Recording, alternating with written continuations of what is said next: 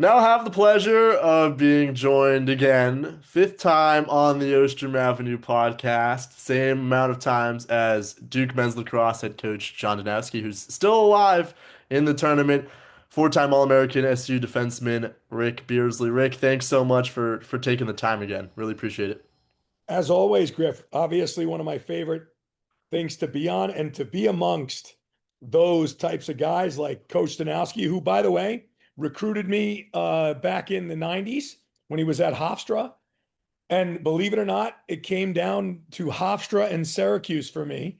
And people like, there was no comparison lacrosse wise in a way, but Hofstra was like another world. It was over a bridge. It had hot women. So like, but I chose Syracuse where I obviously now reside. So Coach Danowski, great job getting in. I'm down here in Darien coaching, and I see one of the guys who's a Duke alumnus, and I said, "Hey, they're going to get in." He's like, "They're not getting in." I'm like, "They're going to get in, and they're going to be tough because they're talented." And lo and behold, boy, Richmond wasn't happy about that draw in the first round. I wouldn't have been if I was Dan Chamati, but nonetheless, not taking anything away from Richmond, they were a spectacular team, had a great year. And just that's just how lacrosse is these days. There's so much talent, so much parity, and anybody can win on any given day. Yeah, I mean a big difference from UNC playing New Albany, and then if Richmond got that draw, who knows what would have happened. I guess let's talk about the first two rounds of the tournament and any surprises. Is there anything that I guess stuck out to you and how Duke's those Duke, obviously, we could talk about that. I mean, listen, I used to always say, and I used to catch crap from it from Ronnie Caputo, and he'll probably listen to this too. I used to say on radio, Duke was the best spot, where great players went to become mediocre. I used to say that constantly. And then he called me out one day. So now I got to be nice. So, Ronnie, great job. Uh, but no, that to me was really not a huge surprise. But like them getting in, obviously it gets earned by having an ACC schedule. That's what the Atlantic Coast Conference gives you for being in it, right? So let's be frank. When Syracuse football and basketball entered, I remember Coach Boeheim saying, is it really an advantage that this needs to happen, right? Because the Big East was the creme de la creme of college basketball. For lacrosse, the ACC has become, the Big Ten. And in like football, I mean, everybody says that the SEC is the SEC. The Big Ten's won more national championships, had more bowl games and all that in football. So being in the ACC for schools like Duke, Notre Dame, Syracuse, you get battle tested. And for that, you get rewarded. And you get rewarded. And now look at Duke. They're in for a Final Four. And man, that's going to be one hell of a game. I mean, one hell of a game. The other surprise for me was Carolina absolutely tattooing Albany. I mean, that was an absolute beatdown. And I didn't see that coming, even though, man for man, Albany is a New York State school, doesn't get many five stars, but they always will compete. Scott Marr, who's a close personal friend of mine, who's the head coach at Albany, he's been there forever, is a Yorktown guy like myself. They've always competed. But that game was, kind of a blowout. And that will just show you at times when, where you can recruit and who has money and who doesn't. And I think that those two are the biggest surprises for me in the tournament. The rest is, guys get in. Like I was saying all year, I said in the beginning, it's like when people started beating each other, was it because that was a real disconnect of players? Are players all not bad? Are they good? Or I was talking with a buddy of mine, Chris Saran, who just won a state championship in the big schools down in Dallas, Texas, at Dallas Jesuit. Congrats, Chris. He was my college goalie, and we were talking about like exactly what I just mentioned. You have a Syracuse All-American along with several All-Americans living in Texas that played at different programs, running lacrosse programs. So now Texas has had great coaching, right? Mike Pressler's had Highland Park. I mean, there's an incredible amount of guys. And then on California, the amount of coaching. I mean, the best club lacrosse team in the 2020-27 group in club right now is the West Coast Stars, they say, right? They won the club championship and they're loaded. And that's on the West Coast. Just so much parity because of guys moving. Heck, I talked to my buddy Mikey Cap down in Alabama. Alabama's starting to put out guys. Tulsa, Oklahoma, starting to put out guys. But that parity is something that, that's what really surprises me, right? It isn't more of like the blowouts or Duke getting in, I guess. It's how even teams could be, how tight the tournament has become. And that brings up the question, Griff, do they expand the teams? The NCAA is the king of doing too much, right? We all know that, right? And sometimes too much is not good. Um, but what do we do? But that's really my biggest surprise is the parity that was in that and how tight it was to get in. I mean, we've talked about the ACC and have three of the four teams making championship weekend being in the conference. What does it say about, the strength and, there's been talk about SMU potentially coming up and making a team. You've mentioned Texas. What would that do to the ACC and the strength of the conference? Well, I think that would 100% grow the game in the best way possible. So if I'm the NCAA, I'm actually feeding money to those programs to start. I really am. I'm trying to find a way to get a grant to give them like 6, 7 million just to get everything they need. And then when they settle in with their own budgets, you figure it out. That will expand the game tremendously, especially in a state like Texas, where they're putting out some great teams and some great players. It was kind of like Griff, you're from Jersey, right? So I'm from you had Mass, but Mass, but who's sure. the other guy's a Jersey guy, right? Who was on this? Yeah, Jordan. Jordan. So, like, it was like New Jersey a bunch of years ago, right? When I was in college, I was your age. The best midfielder in New Jersey was like a third line midi at Maryland. Then all of a sudden, 5 years later, they have Twarton Trophy winners. It's what happens when you get good coaching combined with kids who want to do it and parents who had a love for it. So going to Texas would be just like it did when it went to Stanford and it went to USC, right? Stanford, look at Stanford. They were one game away from the Final Four. They were ranked number one in the country at one point. And that's their program is 8 years old, maybe, I think, or 5 years old. So, like, you have to figure that that type of thing can happen because where there's a will, there's a way, and where there's money and big athletic programs, the athletes will follow. And SMU or Texas, I mean, one of my captain's brothers is the starting goalie at Texas on the club team. He's an easily Division I level goalie. He just didn't want to go to the Division I schools that were recruiting him. He wanted to go to a big college. Hence, that's what's going on in club. That's why club gets played and put on ESPN all the time. Yeah. Since we've last talked, Syracuse has gone on some ups, had some downs, was ranked number one in the country, and now made it to the NCAA tournament. First game against Yale was, probably one of the more classic Syracuse games. You go up, you go down, and make it close. One goal game. What was I guess one of the main takeaways from you about how, Syracuse can play a close game against a team that, you're supposed to win against, but still come away and battle some adversity? Well, there's a few things, right? Number one, experience. A lot of seniors. They've been there. Those kids come from winning programs in high school. As my buddy Pat Jackson always says from Greenwich Warriors, a good buddy of mine, he's like, people want winners. If you're a winner, you're a winner. And, they've won the majority of the games their entire lives. So they understand how to win. They understand how to come back, and handle adversity in athletics. I think another thing that really is a big part of it is strength of schedule. They play the best and they take beatings, so you're going to be in those games.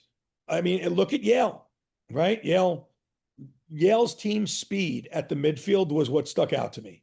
Their team speed was freakish and they were shooting real well. And then they just had a goalie who just fell to the coldness in the third quarter. And Syracuse, what was alarming to me in that game for Syracuse was they won 80%, 70% of the faceoffs or more, I believe, and shot 80% in like the third quarter, but still gave up a lot of goals. And that come playoff time can really hurt you because these teams will start to capitalize a little more. But Yale, there's nothing to take away from Yale except that those were young kids at the end of the year. They're not young kids anymore. They're seasoned veterans. And Syracuse, just got in a battle. And when you give people life and confidence, I equate it to, when you went out when you were single, right? You go out to the bars when you're fat, you don't have nice clothes on, you don't feel good about yourself talking to a lady, right? When you're in shape, you're tan, you're feeling good about yourself, that machismo and that confidence, hey man, that does a lot. And that in an athlete's that mental side, Syracuse has that mental side. They've been battle tested. And people complain about Gary Gate, how he doesn't get emotional. Is like I saw a post on Facebook this morning. Is he even there? And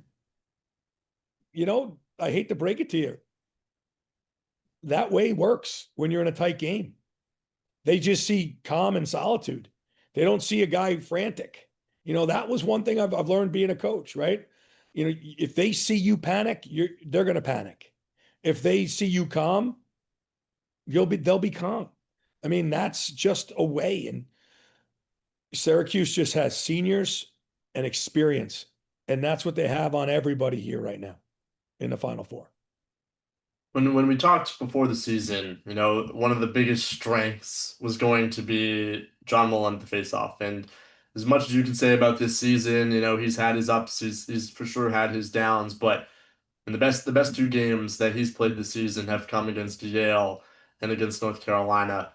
For someone like him, how important was it to see that, yeah, he can be very good, and especially it being against one of the best face-off guys in the country, Brady Wambach. Well, in this day and age, face-off guys mean so much. And, I've been on the opposite end of it as a coach, the opposite end of it, in games where you wish you had a face-off guy of that caliber. And then, but one thing I don't think I've really ever said is you need to change the rules. And I see these people post and talk about one person has too much power over the game.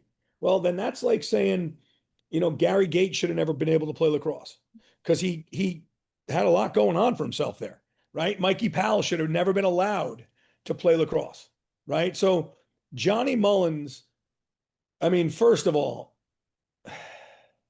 I'm trying to the movie.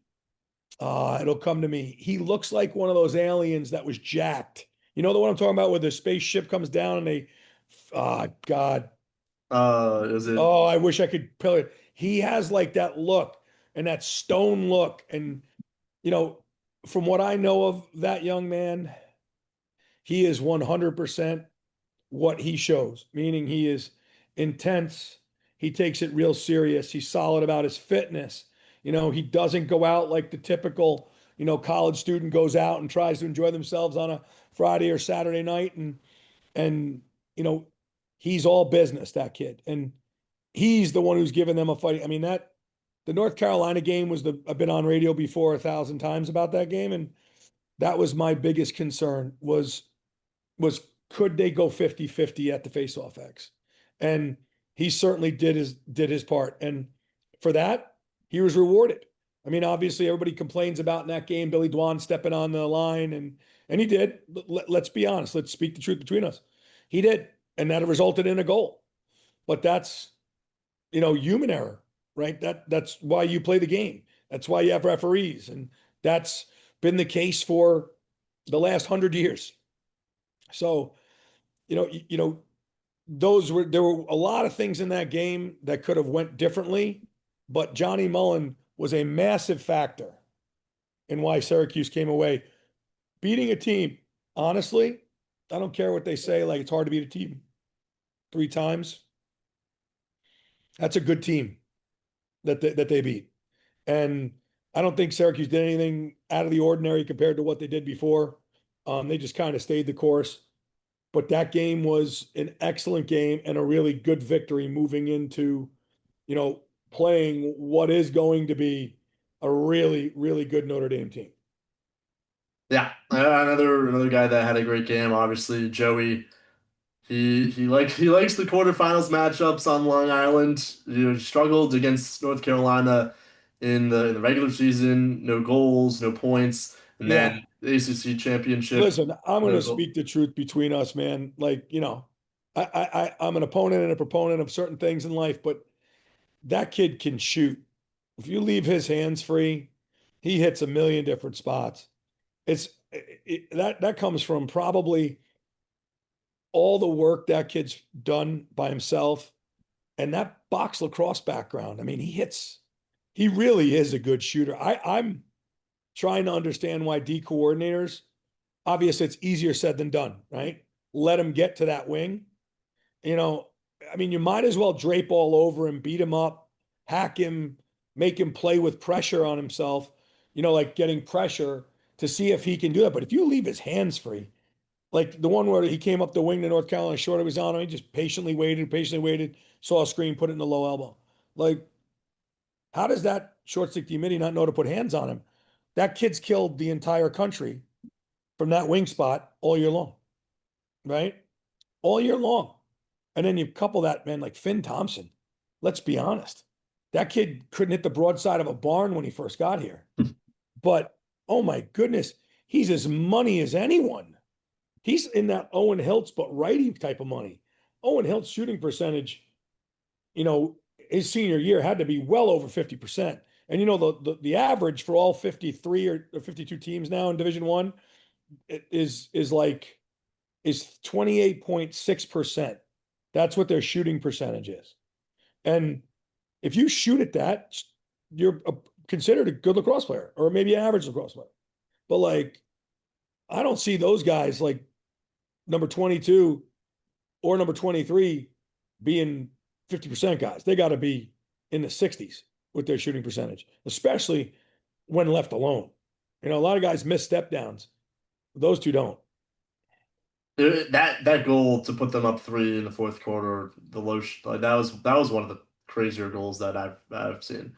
And then obviously getting production, you've seen at times you maybe get production of three of the four seniors, Leo, Roa, Thompson, Spillane. You got production from all of them Mm-hmm. against North Carolina, and that's going to be important going forward. Obviously Saturday, Syracuse plays very good Notre Dame squad. Yeah. Sean Light, Tewaaraton nominee, Mm-hmm. maybe becomes the first defenseman to win it.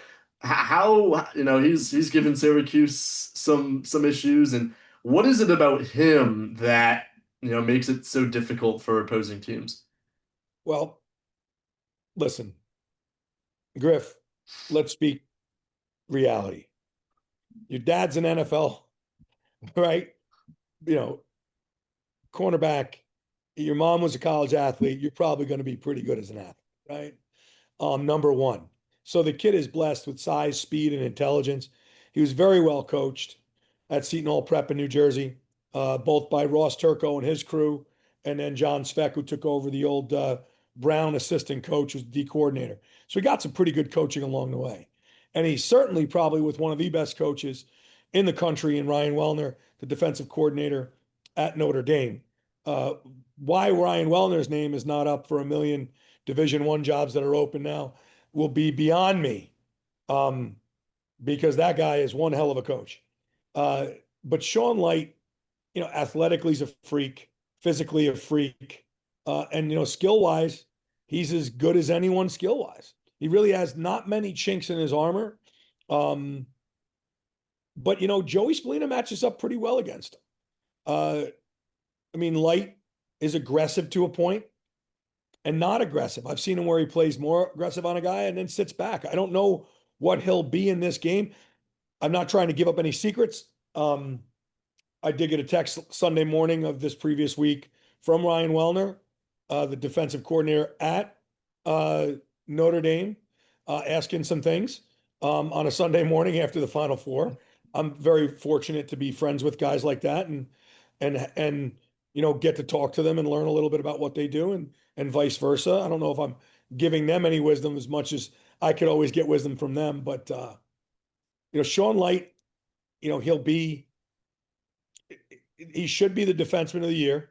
Should be no doubt about that. Um, and he's, it's going to be interesting how Syracuse uses that matchup. It's going to be interesting also how Notre Dame, does Notre Dame press Joey Spallina behind the goal a lot? Or they let him come to him? So it's kind of going to be a chess match. Um, I know you can't throw zone against Syracuse; they'll kill you, even with that level of of players. But Notre Dame gives a little bit of a matchup, nightmare in the middle of the field for Syracuse. But, you know, the other thing is Notre Dame's been there. These guys on that team have two national championships. They're looking for their third. You know, very fortunate. There's a kid on there. In broadcasting. Dick Vitale. His grandson Ryan is on that Notre Dame team. He's a senior and he's already got two titles. I mean, those kids know what it's like to win, and that's something you can't teach. That's something that is literally like you do it and you win, right? Like I remember my first national championship. I was just a 19-year-old kid and playing in front of this big crowd. And the only thing I had to get over was, I played in front of bigger venues and the dome. Right? That was the thing that helped me a ton because when you played in the Carrier Dome, no other venue really intimidates you. And, these guys, that, and then, so when you get into the Final Four and then you get into Bird Stadium, you're not intimidated by stuff like that. That's hence why we won some titles. I think guys were just used to it, just like the Syracuse guys are now. But Sean Light, to go back to that, is a great defender, one of the best one-on-one cover guys in America, and that'll be one hell of a matchup. Syracuse coming off a game where they had season high 19 turnovers. You mentioned, Notre Dame's a very strong team, coached defensively as well. Is that something you're worried about given, how Syracuse fared in the regular season? No, like, dude, you just play. That's how it works. I don't know what people like, again, Griff played it, been an analyst in games, probably the realest analyst I think the ACC network ever has had. Meaning, like, I just feel like that kid stinks. That was a terrible shot, you know. And at times that's right, and at times that's wrong. But when long push comes to shove, it's who's ready to play, who's focused, who's willing to lay it on the line, and and who's willing to dig down deep when the nerves set in. Because no matter how great you are, nerves set in on every athlete. Everyone who has machismo, and I can only speak for myself. I was a really confident human when I was on a field, but I got really confident when my teammates around me were doing such great things. It almost upped your game, and all these teams are upping their games now, and that's really going to be the biggest difference is who can up it higher. You know, that's really going to be the big difference in all two of those games, and in the national championship. It's going to be interesting because against North Carolina, Syracuse primarily stuck to its top midfield line and something that I guess Syracuse can do considering Mhm. their experience. But What's the if forecast? I, I last time I saw it was maybe going to be a little rainy. Let's see. Forecast. I can look that up. Keep talking. Keep asking the question. And so given that Syracuse has relied on its top midfield line, they have obviously McEntee, McCarthy, Hahn. Oh, you're right. 53 degrees. Yeah. So, maybe Holy shnikey. Could be the coldest Final Four on record. given that Syracuse has relied on its top midfield line a lot, and they have some youth, but also some guys with a little bit of experience, given the two games in 3 days possibility. How do you see that playing a factor in, at times where you might have to go to the second midfield line, given that you don't want to wear these guys out too much? Well, like I said earlier, right? You're not a freshman at the end of your freshman year. And you've obviously played against pretty good talent on a daily basis. I was one of those guys, right? Started as a freshman. By the end of my freshman year, I don't know if I was a freshman, but every day in practice, I battled first team All Americans. And I had a hell of a battle every single day in practice. So sometimes, you know, yeah, it's a game, and you have that game atmosphere and whatever. I'll be honest, man. Sometimes like practice is harder than a game. And it might be in this instance, they may go in the same time a second midfield goes in or a 14 midi, you know what I mean? Or second pole. Um, but the good thing is because we check the weather forecast because we're good like that, it's going to be 53 and rainy. Now, this is the other thing. Is UVA grass? Yeah. Okay. That can be an issue. They stopped playing on grass a couple years ago, I remember, in Final Fours because they were afraid it was going to tear up the fields too much. And Syracuse plays the second game, correct? Yes. So that field can play a lot into things going on because if there's torrential rain and that field doesn't drain well, or they allow people on it at all, and they're getting 90 degrees and sunny, if they haven't been watering the hell out of that thing to let it grow, grow, grow, then cut it the day before the game, you could have some issues with the field, and that can play a factor. Listen, footing plays a factor in a lot of things. Now, the whole BS thing about like Hofstra's field was slippery, that's no excuse. That's a dry field. How the hell you slip? Don't blame it all. The new field, it's slippery. Come on, man. Like, these people are nuts. But rain and wet grass is another different animal, right? So that could play a difference. But these second midfield guys, they're good. They're five-star kids. By the way, families were all guys who've played in those games. So you have wisdom. Those kids, inherently know how to handle it probably. My kids, my wife's won 2 world championships and 2 Pan Am game gold medals. And I've got national championships and she's got 4 of them. And, our kids, man, I know Angela's out hurt, but, I don't think they'll be intimidated by a Final Four. They like been around people like us, kind of just letting them know how it is. Like, you're the Spallina boys having a dad that's been in it, right? Billy Dwan, the third, having a dad that's been in it. The McAtee. I mean, Han's dad, I guarded for Christ's sakes. I guarded the guy. He was my assignment in Maryland in a national championship. And the mom has 4 national championships. You know that, right? Like, did you know that about his family? And then the sister, second team All-American in Florida. Like, these kids are going to be great. That second midfield is going to do awesome. Carolina ran a second midfield. It was full of 5 stars. They did a pretty good job. Maybe if you get a couple goals out of these guys, probably help the cause. Yeah, that definitely would. We haven't really talked too much about SU's defense. Obviously, North Carolina, one of the best offenses in the country. Jordan Beck did a very good job with Don Petramalo, Riley Figueroa, second team All-American. We've talked about seeing if he can get the respect that he deserves, and Yeah, how did he get nothing in the ACC, but yet is a second team All-American? What's wrong with that picture?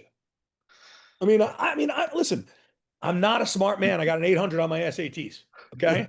So you're not talking to Albert Einstein over here. But I'm just curious, folks. That's someone people should look up. Like, how does a guy not get all ACC first or second team, but yet in the grand scheme of things is amongst the top 6 defenders in the position in the country? Very interesting because that kid gets a lot of non-credit. That's the only way to say, when they say people get lack of credit, no, the only way to emphasize, like, he gets a lot of non-credit. And that's bullshit, right? That kid's good and marks up everybody's one. And what is he? He was number 1 in the ACC and caused turnovers, correct? He was, right, second team All-American. Like, the kid quietly does a great job and then they shit on him in the ACC like that. Come on, people. What are you doing? And he's a very nice young man.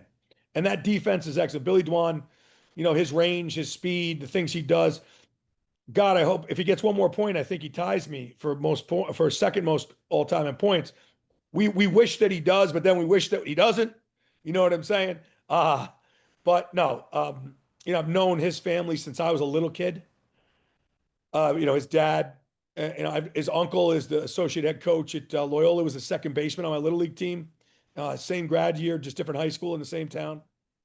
And then, listen, in between the pipes, man, come on, Jimmy McCool. Huge saves down the line, especially against Yale. That was the right reverse backhand around the world. That was a 6 save. Jimmy McCool's been excellent, in the pipes, and he's the one that's really helped a lot. The biggest thing that, I see could be an issue has been the defensive midfield unit. But as far as against Carolina, those guys locked it down really well. Um, so it's just they're doing a great job. And you know what they say: offense wins games and defense wins championships. Yeah, I mean, I was just about to get to McCool. Obviously, first half against Yale, little rough. Second half was very good in that fourth quarter stretch, and then obviously North Carolina played spectacularly. If there's one thing that Syracuse needs to do or has to do to beat this Notre Dame team, if there's one thing that's going to make the difference, what do you expect it to be? They score more goals. No, I had to do that to you, Griff. You're like, you're a serious like Newhouse kid that's going to be like, like on ABC and people look back and be like, do you remember when he had that schmuck Ric Beardsley on? Is he alive still? Where is that guy? Hey, look at him. Is he still look like he's got 15 chins? Like, no, I think they just need to control the middle of the field. I think, uh, I think possessions, everybody can say the same thing. Oh, they got to win face-offs. They got to have great goaltending. And, I think that they have to have good quality shots. I think that they got to control the middle of the field. I think, honestly, you talked about turnovers, 20 turnovers.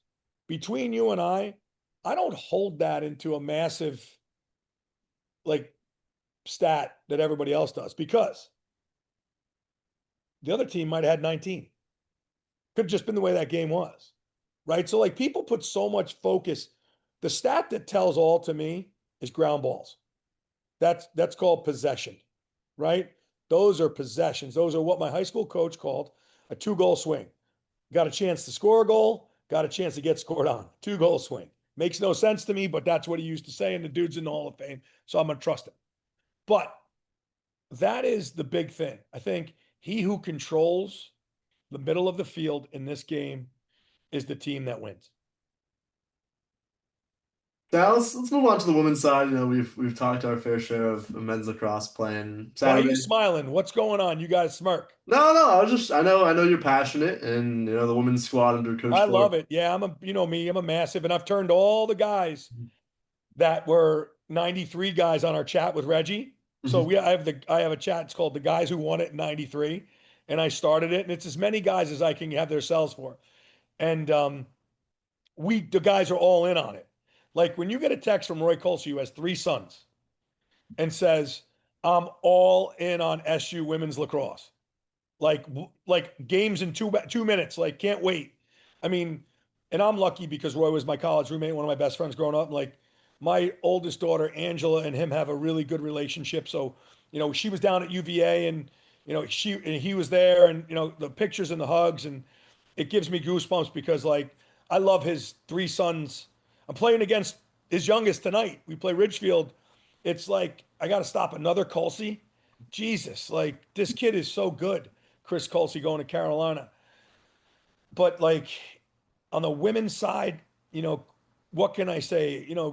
Coach Reggie, Coach Maggie, uh, you know, Coach DeFelice, Coach Levy, those 4 have all done a spectacular job. And you're doing it with others. And you know what? Kudos real quick, Griff, to the senior class. They had 3 coaches: Gary Gate, Kayla Trainer, and this staff here.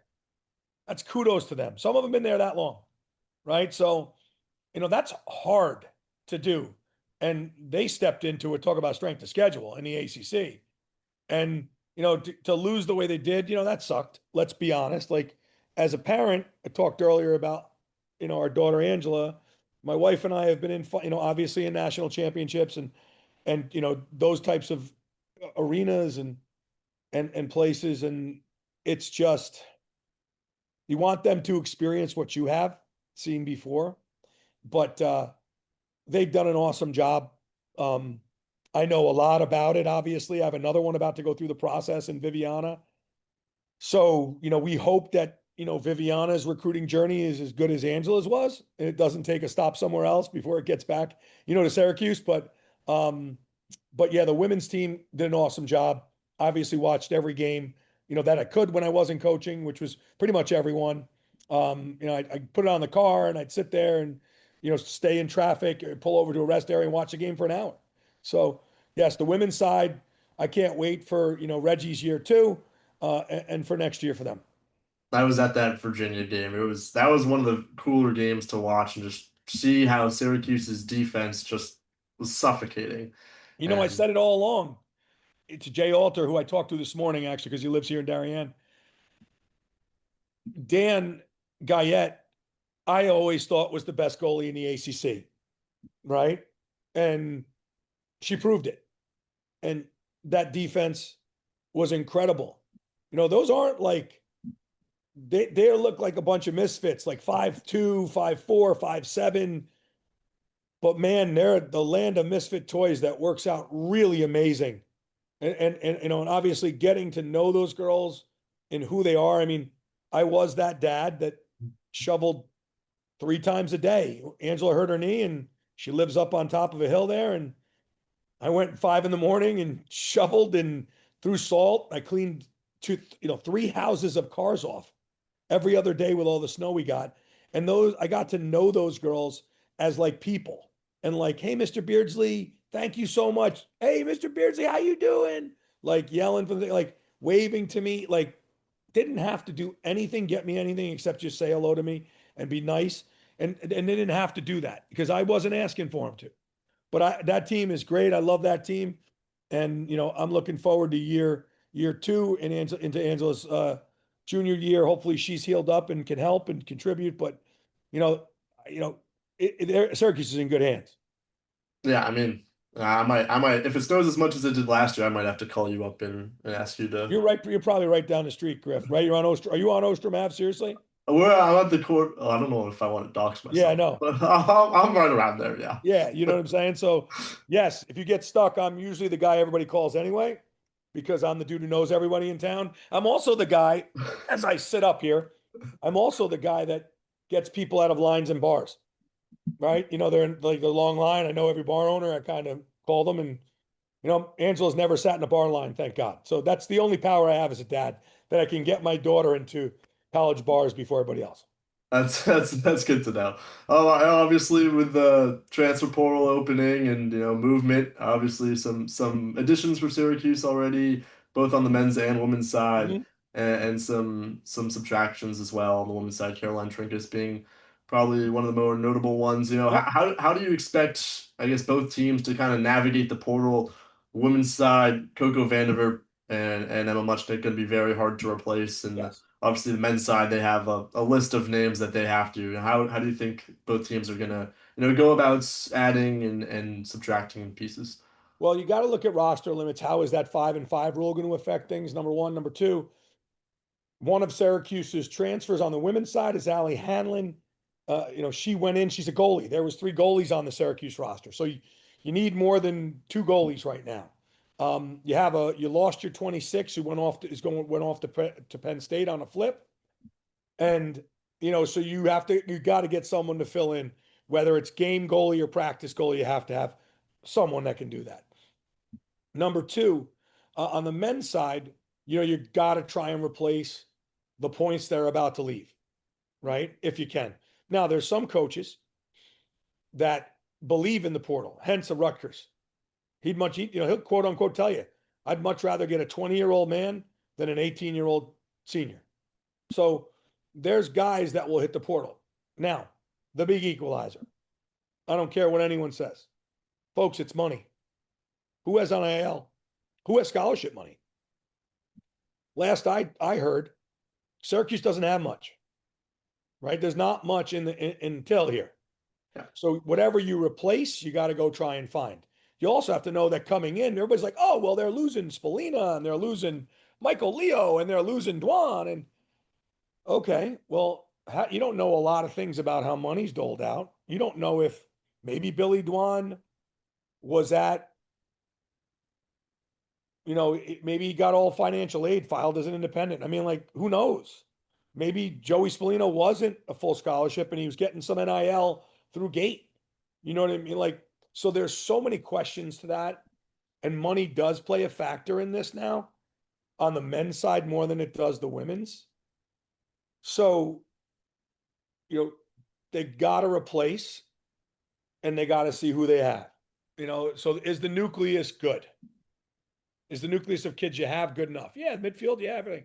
Who are you going to get to replace? You got some good goalies. Who are you going to get to replace all those points on offense, though? Right? So you have to go and try and get some surefire because rookies don't usually put up points. You don't get 10 rookies that, three rookies that are going to put up 30 points each. It rarely happens. And I played with some of the greatest freshman lacrosse players that have ever played in this game, like Roy Colsey. He had like 23 goals his freshman year.